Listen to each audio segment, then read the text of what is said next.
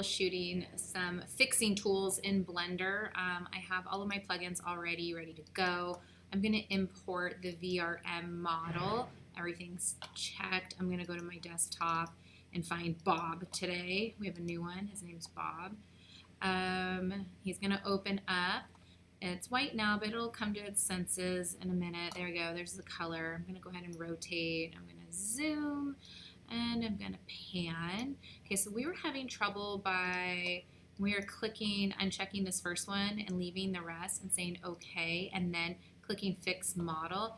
Our avatar was going gray or white or whatever. So I'm going to say edit, undo. And I found on a forum on the internet, other people had this issue, and they only checked keep twist bones and then the bottom too. So let's give that a go. Back to Blender.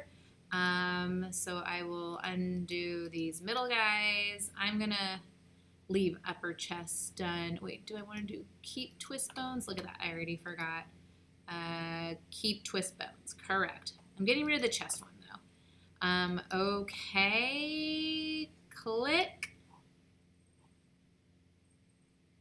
Okay, so maybe that's what you guys are going to have to do for this fix, since if you got the gray body as well, and we'll take it from there.